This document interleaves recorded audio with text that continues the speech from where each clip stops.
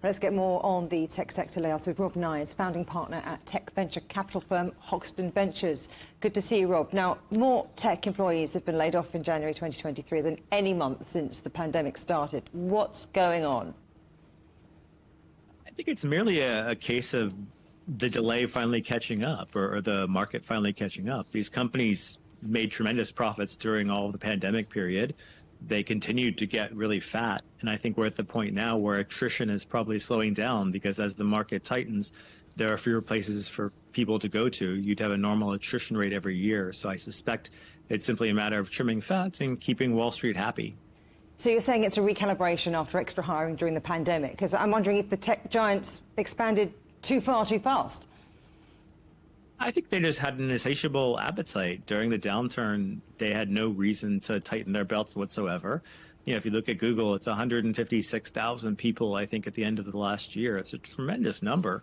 And I think, you know, when you have a company that big, there's always fat that accumulates, and there really has never been a dieting session for the past, 10 years at least. So I think it's a natural function for these companies to cut 10% to take some of the fat down. What about innovations in AI and automation? Do you think that means that the fastest way to save money now is to replace people with machines? I think it's a bit early for that. I think that will certainly happen over time, but it's not an overnight thing. And perhaps in lower end work, or very basic types of writing, like some translation type jobs, you'll see some of this happen. But I still don't think we're at that level yet. We're still at the peak of the hype cycle before it really hits the mainstream. So particularly for companies like a Google or a Meta, where the employees are doing generally highly skilled work as coders, it'll be many years before the coders are getting replaced by machines. If anything, they'll be augmented perhaps, but certainly not replaced.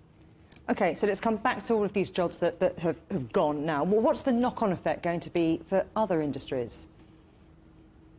Great question. The tech companies are in their own bubble to some extent, right? Because they're so profitable and they make such tremendous revenue.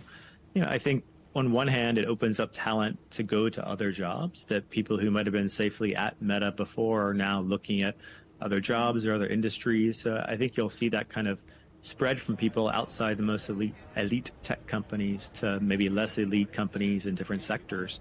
But I think, most other industries probably had a reckoning a bit earlier than tech. Tech was, again, sort of laggard in this cycle where they didn't need to make any cuts sooner. I suspect most other companies are probably have already made the cuts because it's hit their bottom line sooner than later, or they've been more affected by inflation. And what, if anything, does it mean for you and me, for consumers? I don't think it means a whole lot. Unless you work in the sector itself, you're still going to use the products. I think there's still such change that's happening in technology. We're still in the early days of things being digitized, and maybe there'll be more cloud products nowadays. But I think for us if you're outside the industry, there's not really any real impact to you. You're going to have a new iPhone every year or every 2 years.